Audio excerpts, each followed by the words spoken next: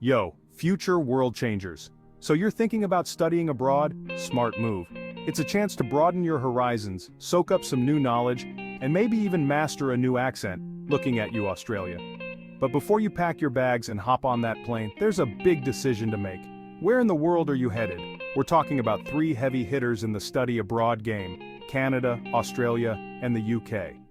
Each country has its own unique vibe, culture, and opportunities. Canada, the friendly giant up north, is known for its stunning natural beauty and welcoming attitude. Australia, the land down under, boasts beautiful beaches, laid-back vibes, and a love of all things outdoors. And then there's the UK, a hub of history, culture, and of course those charming British accents. Choosing the right study abroad destination isn't just about picking a cool place to hang out for a few years, although, let's be real, that's definitely a bonus. It's about finding the right fit for your academic goals, your budget, and your future aspirations. Are you dreaming of snowy mountains and maple syrup?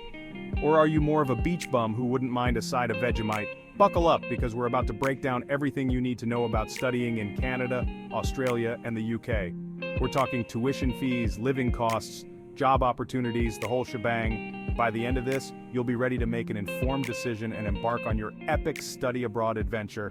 Let's do this. Let's be real, folks, studying abroad is an investment in your future, but nobody wants to be drowning in debt before they even graduate. So let's talk about the elephant in the room: tuition fees. Canada, with its reputation for being super nice, might surprise you with its relatively affordable tuition fees. Compared to the other two contenders, Canada offers the most bang for your buck, especially for undergraduate degrees. Of course, prices vary depending on the university and program, but on average, you're looking at a sweeter deal than in Australia or the UK. Speaking of Australia, get ready to shell out some serious dough. Tuition fees in the land of Oz are known to be on the higher end of the spectrum. Think of it as the price you pay for sunshine, surfing, and, well, kangaroos. But hey, at least you'll be getting a tan while you're studying, right? And then there's the UK, the birthplace of Shakespeare, and, well, expensive tuition fees. Especially for international students, studying in the UK can feel like you're paying a premium for the privilege. But hey, you'll be walking the same halls as some of history's greatest minds, so there's that.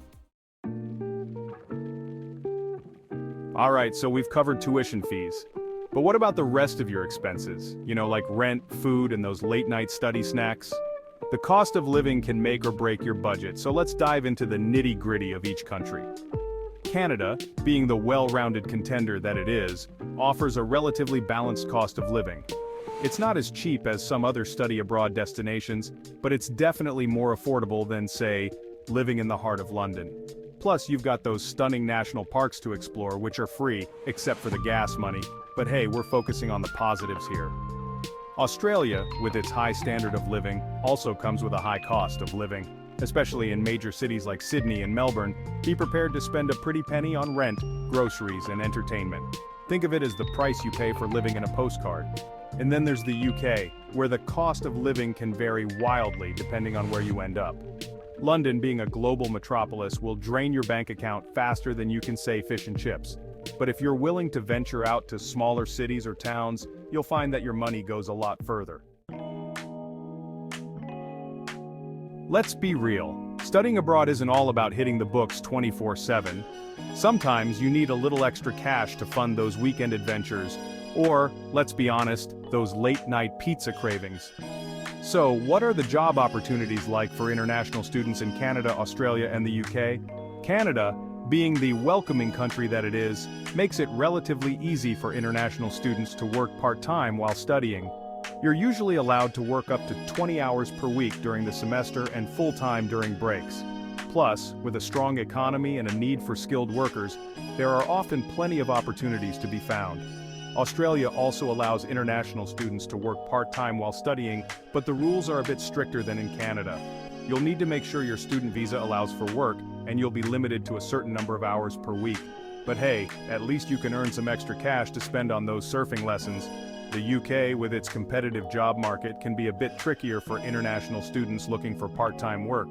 The rules around working while studying can be complex and vary depending on your visa status. But don't despair, there are still opportunities out there, especially in sectors like hospitality, tourism, and customer service. Section 5. Working after graduation, navigating the world of work visas. Congratulations, you've graduated. Now what? If you're hoping to stick around in your chosen study abroad destination and put those hard-earned skills to good use, you'll need to navigate the wonderful world of work visas. Canada, with its aging population and need for skilled workers, has a relatively open immigration policy. They offer a range of work permit options for international graduates, including the post-graduation work permit, which allows you to stay and work in Canada for up to 3 years after graduation. It's like a golden ticket to gaining valuable work experience and potentially even making Canada your permanent home.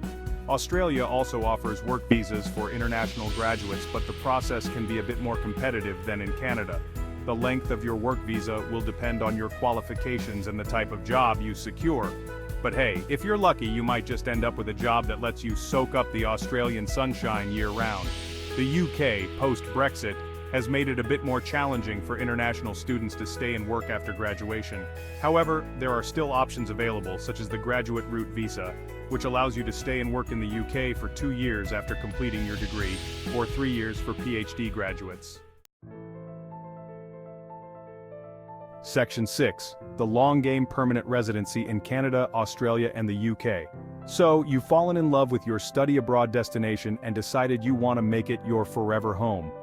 Time to talk about the Long Game Permanent Residency. Canada, with its points-based immigration system, makes it relatively straightforward, well, as straightforward as immigration can be, to apply for permanent residency. Factors like your age, education, work experience, and language skills all come into play. Plus, Canada values Canadian work experience, so that post-graduation work permit we talked about earlier, yeah, that's going to come in handy. Australia also has a points-based system for permanent residency, and like Canada, they prioritize skilled workers.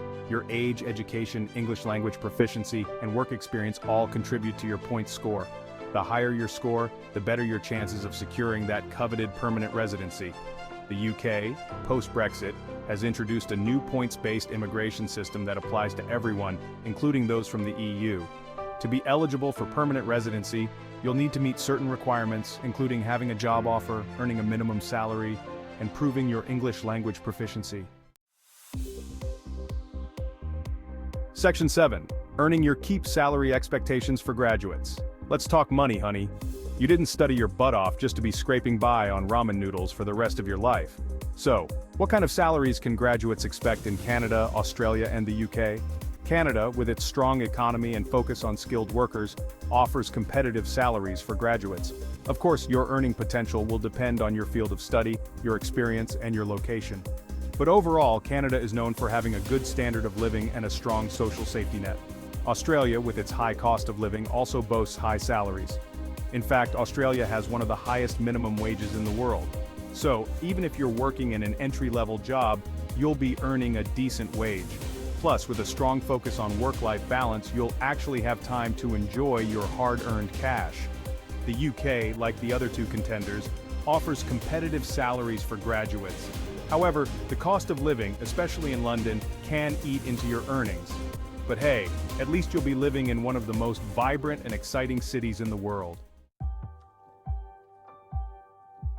Section 8. The verdict: which country comes out on top? So, there you have it, folks. We've explored the ins and outs of studying in Canada, Australia, and the UK, from tuition fees to job opportunities to the ever-elusive permanent residency.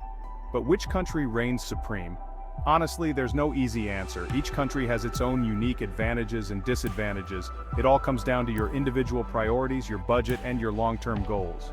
If you're looking for a more affordable study abroad experience with a relatively straightforward path to permanent residency, Canada might be your best bet. Plus, you can't beat those friendly Canadians and stunning natural landscapes. If you're dreaming of sunshine, beaches, and a laid-back lifestyle, Australia might be calling your name. Just be prepared to shell out some serious cash for the privilege. And if you're drawn to history, culture, and the chance to live in a truly global city, the UK might be the perfect fit. Just be prepared to navigate a competitive job market and a slightly more complex visa process. At the end of the day, the best way to choose the right study abroad destination is to do your research, weigh your options, and trust your gut. It's your adventure, make it your own.